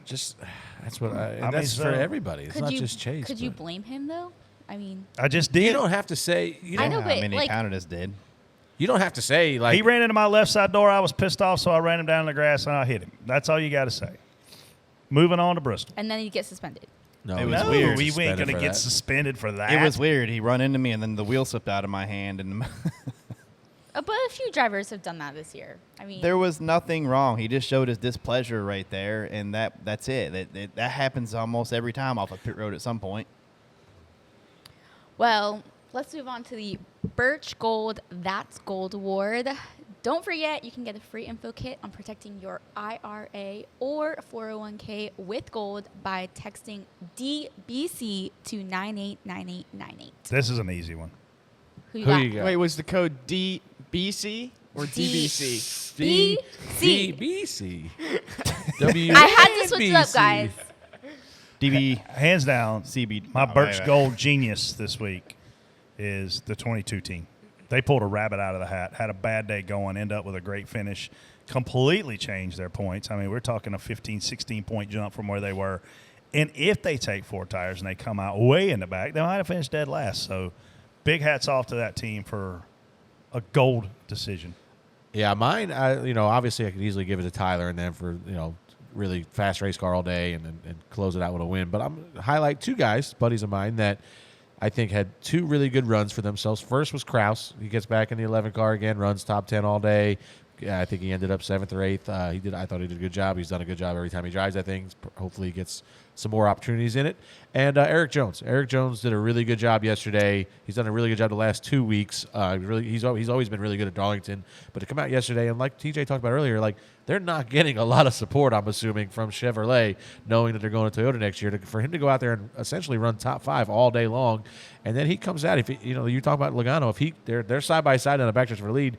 If he gets out front, you never know what could happen there. But no, solid run for both of them guys. And Eric, I thought, did a really good job all day yesterday. Yeah, I was going to say Eric Jones because he ran a really solid race. Did a really, really, really good job. There's no way. You were going to say your team first. And No, it wasn't. No, Eric did he was solid, man. And he slowly worked his way up. Liar. No, I'll give it to Eric. I Eric was trying to deserves it. think. Eric deserves it. Yeah, I mean, the season that he's had as well. I mean, he's quietly had a really, really rough season. And a lot of playoff drivers had problems, but even then, it's hard to be a non-playoff guy for whatever reason and compete and outrun these guys. I mean, Like we saw a little bit yesterday. I know we were picking on him here a minute ago, but like the 9 was kind of back yesterday. We saw him up there leading the race. He was running in the top 3 to 4 majority of the race. Was going to finish 3rd, I think, if the yellow doesn't come out. I don't even know where he ended up after the last restart. But they showed flashes of where we expect them to be.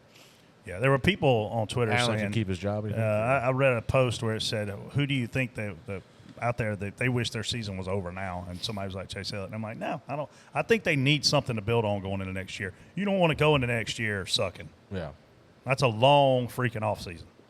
Does your paycheck stretch as far as it used to? Most likely it doesn't. But you can help hedge against inflation by diversifying your IRA or 401k into gold, an asset that has stood the test of time. Birch Gold Group has helped tens of thousands of Americans protect their retirement savings with physical precious metals. Now you can too. Get a free info kit on gold right now by texting DBC to 989898. Fill out a brief form, then speak to one of their representatives so they can personalize your free, no obligations info kit. Plus, only for listeners of Dirty Mo Media podcast, when you place your order by October 31st, you can get a gift card up to $500 to purchase Dirty Mo Media and Junior Motorsports merchandise. You can use that for race gear, autographed collectibles, shirts, hats, and much more. But you can only get this gift card by texting DBC to the number 989898, filling out the brief form, speaking to one of their representatives, then buying from Birch Gold by October 31st. With an A+ rating with the Better Business Bureau, you're in good hands with Birch Gold. So get started now. Text DBC to 989898. Now on to DBC picks. Oh, congratulations, Freddie. Attaboy, Denny. Appreciate you.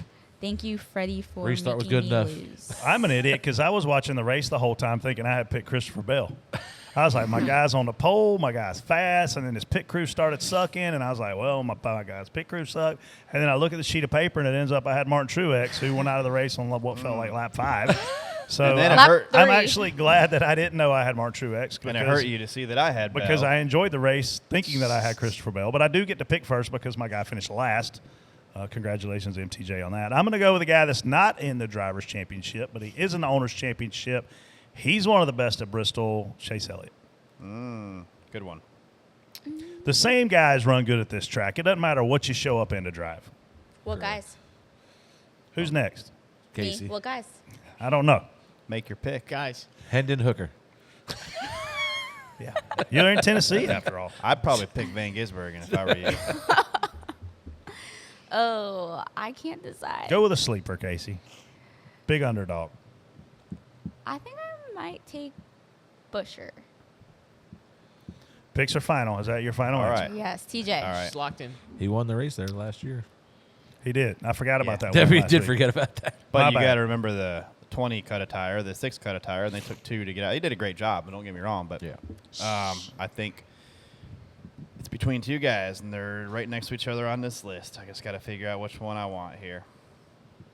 Let's see. Hamlin or Harvick? Which one am I going with? Well, it's not Wallace and Ware. I'm Hamlin or Harvick, you said? Yeah. Okay. I like Denny's been hot lately, and I want to just pull away in these playoffs, so I'm going to go with Denny Hamlin. I'll take Christopher Bell. There you have it, ladies and gentlemen. We're off to Bristol Motor Speedway. So Is Jesse Love racing this The weekend? love machine. Jesse Love did a he'll be good at job. He Bristol. ran He top did. 10 in Yeah. a truck. Yeah. After I don't. That's my one idiot. Actually, I'm going no. back. No, he didn't. He didn't finish top 10. in the yeah, truck. Oh, he no, did- he did get finished, like, disqualified full- or set back, whatever. Penalized. I didn't see it, so I don't know if he should have or not. But my one idiot is Jesse Love. For what? The love Because machine. the first lap of practice, Jesse Love goes out there and he comes down the front straightaway, and I didn't know what the he was doing. He was all over the place, swerving. He almost wrecked somebody after 98, I think. And then he's like, the right side window just blew out and hit me in the face.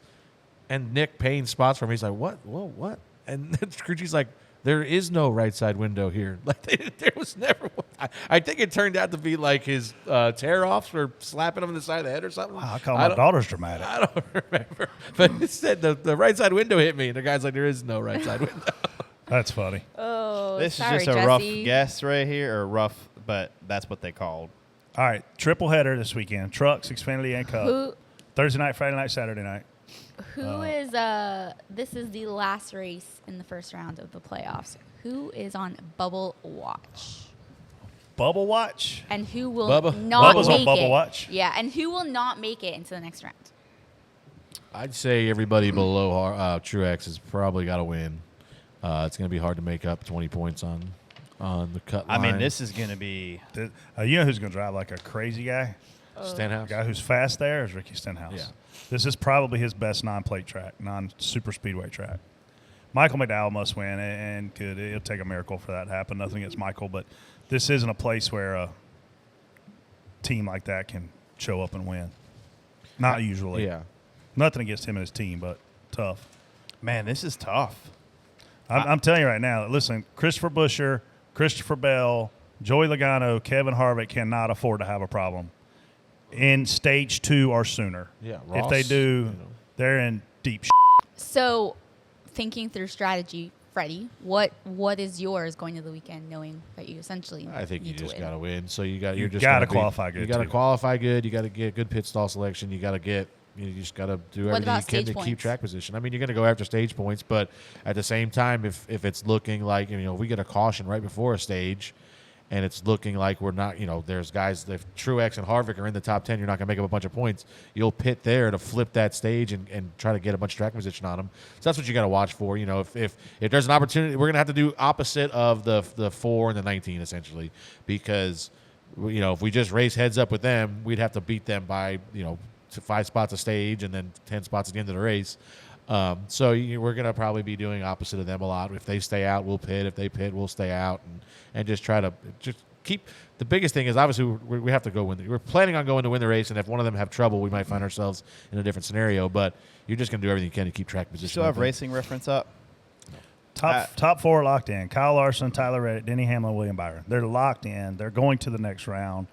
The next 2, Brad Keselowski, Ryan Blaney, all they got to do is just run the laps. Don't do anything stupid. You're going to be totally fine. Brad, obviously, if he goes out and gets some stage points, stage 1, he's locked in. Kyle Busch, he doesn't do anything stupid. He's fine. One of his better tracks, if not one of his best tracks. Richmond and Bristol, he's crazy good at. Ross Chastain, he can't afford to screw up either. And he can't afford to get in a wreck lap 1.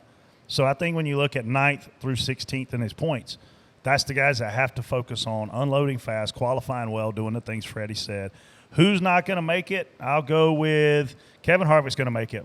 Great track for him. Joey Logano, he's not had the speed to make it, but damn, they're good at strategy, and he's good at Bristol. How good is he at Bristol, TJ? He's pretty good at Bristol. Top 5 guy at Bristol? Top 7? Usually, but I don't think the cars they've been struggling. But Joey will make some of that up himself there. So Christopher Bell seems like one of those feast or famine guys. He can step on his. He can make issues for himself easily. The line he's going to run there is going to be very risky for Christopher Bell. I mean, Christopher Bell and Tyler Reddick are the same people to me. I think Tyler's a little bit more talented at this point in his career, but they both will, for whatever reason, as a team, not just them two as drivers, they end up with a lot of mistakes. Christopher Bell's pit crew cannot do what they did to him yesterday. If nobody has problems, I see it finishing. I know somebody will, but 7 points is a lot to make up on Harvick at Bristol. I think, and I hate to say this, but I think Bubba Wallace, Ricky Stenhouse, Michael McDowell are all out, and I think that Christopher Bell's out. He's my fall out of the chase playoffs. If Mark do you agree the bottom 3 are out? I actually think the bottom 4 are not going to make it. If somebody does, though, it's going to be Bell, in my opinion, as well. I don't think so. Martin's got some things going against him. I don't think Bristol's one of Martin's better tracks. And he's going to go out early in qualifying. He's going to qualify. It's going to be really hard to qualify good. The track gets better as they go. So a late qualifying run. So he's not going to have it's going to be hard to lay down a great lap and get that good pit stall, So he's going to have arguably a mid-pack pit. So I just think things. So you think the bottom 4 stay the bottom 4? Let's say that Bubba cannot win this race. That is part of your picking rules. Yeah. Because obviously we know you want to win. We know you want to transfer. Yeah, I think it's going to be a long shot for us to make it. So the bottom 3 are out, and I see Martin getting in. It's just going to take a mistake from somebody. And this is a place where you see mistakes come for not of your own doing. A wreck happens in front of you, and this place is so fast. You guys have both spotted there forever. You're in the wreck before you even know it's really happening. A guy cuts a tire up top, you're going to run on the back of him because we're all running the same line around the top. So you see guys get in trouble like that. Lap cars, we see guys get collected by. I think it was Blaney got wrecked by a lap car here a couple years ago. If I gotta say somebody's out, I don't know. I think Truex can jump Harvick, probably. I know Harvick's really good at Bristol, but he's been fast lately too, man. Harvick's had speed. Yeah, we'll see. And Bristol's probably one of his best tracks. I just it's hard for me. It's hard to see him passing Kevin, but it's also at the same time harder for me, as good as they've been all year, to see them not make it out of the first round. The fact that Joey Logano has the cushion that he has just goes back to genius. I would easily pick that. If that race ended without a Buescher caution and Logano's sitting there, I think they were 2 points separated. Yeah, that I would say, Truex is going to outrun him by 2 spots this week. Yeah, this is all going to come down to the beginning of the race. If Joey qualifies well and he gets some stage points at the beginning, that battle is pretty much over. So Joey Logano will be the hardest guy to pass all night. Oh, yeah. Yes or no? Yeah, unless Newman's there. I don't know if Newman's running. Yeah, he's not going to give up anything. He's got to be that way. But it also depends. If Truex goes out and does have a good qualifying run and Truex starts out pointing him in the first couple stages, that's going to really tighten things up. So knowing this track is very small and you pretty much as a spotter, have to pay attention to your driver, but also there's wrecks happening at a half a lap ahead of you. That's 5 seconds. just for like human thought process. Right. When So you say half a track, we're 5 seconds from that wreck. And on top of it, pit road can sneak up on you pretty quick. So how does that work from a spotter's perspective, just trying to look at 5 million angles of the track? Pit road's not a big issue there. What's tricky about pit road is if you're doing green flag stops, because I've seen guys at Jeff Gordon's caliber go down the wrong pit road. So the spotter driver really have to get in sync before the race and during those pace laps to think about, if we pit under green, we only run half a pit road. We don't have to run the full thing. That's where pit road is tricky, Casey, and that's a mental error, small mental error. But the spotters are going to be on top of that, I would think. I mean, these 16 guys all have very formidable spotters. All of them? All of them? I'm still in this thing. Yeah, I can think of 2 off the top of my head. I actually have to call it Brandon McReynolds because I don't know if you heard. Oh, well, actually, there's a couple I don't have a lot of faith in, since y'all, and it is not these 2. And for the spotters that are listening, if you think it's you, it's probably is. No. Yeah. If you think if this song is written about you, it is. Oh, you guys are so Yeah, mean. you're probably right. Listen, this is going to be an action-packed 500 how do we not? I mean, we're not going to talk about that. That's Reynolds getting knocked the out. Yeah, I mean, dang. You didn't see it? Yeah. I mean, I can't believe Ryan Blaney just went straight to violence. What do you think? Did Josh have a golf club with him or something? I mean, who do you think? Brandon McReynolds against Josh Williams without golf clubs. Wait, tee it up. What do you? So Ryan Blaney context. came over. Josh isn't fighting. I can tell you that right now. Ryan Blaney came over his radio and said to his spotter, Josh Williams, go knock Brandon McReynolds out, who is Ross Chastain's spotter. So I don't know, what did Ross do wrong? I don't know. I didn't see. I think he wouldn't let him pass. Yeah, he was racing him really Yeah, hard. it was just he was being Ross. Yeah, but I loved it. yeah, It was great when I saw it on Twitter. The I best was, was like, Brandon tweets. That's cute. He responded. He responded to the tweet. That's cute. And I responded with Smokey from Friday. You got knocked the out. You just got knocked. Yeah, that's good. Yeah, that was. I don't think that's his. First of all, Josh isn't fighting. Second of all, if he did, that's just a vacation. So I've been around Ryan Blaney a few times, who is a really chill dude. yeah, But he does have a little bit of a temper, right? you think? Dale Jr. brings it up frequently on the broadcast. And then in addition to that, man, they just kept on yesterday. Like, they kept on about how hard he is on the radio and how he's so mad and how he's having these meltdowns. And they literally said, and they asked the crew chief, what do you do about it? And he's like, well, we just kind of don't do anything, and we hope that he can self-heal. I don't know. I mean, it'd be hard to spot for him, listening to the way he Does he MF the spotter too? Oh, yeah. Oh, yeah, I ain't putting up with that. Yeah. Nah. I mean, he MFs everybody. He MFs his spotter, other spotters. He wants them knocked Ain't out. no different than Dale Jr. Yeah. Some of the times you listen to some of the stuff that comes up I on will like say that Radioactive, and it's Dale Jr. self-healed sometimes. Yeah, when you turn your radio off. Well, that one time when I quit spotting for 30 laps or whatever it was. Were your feelings hurt? Oh, I was so mad. Maybe I'll tell that story in Vegas. Yeah. I was so mad. get them lined up. Get the Yeah. stories lined up. Yeah. Are you still up there? Yes, but I'm not talking to him. I'm not going to get his black flag, but I am not speaking to him. Oh, that's funny. Oh, well, Well, thank you all so much for listening. As always, catch us on Dirt Vision this upcoming Wednesday. Don't miss the races this weekend. Don't Nope. miss DBC next week. Love you guys. Thanks for listening. Have a great week. Yeah, I We'll appreciate see it. you at the experience this week. hopefully. Holla. Go Bills. Word.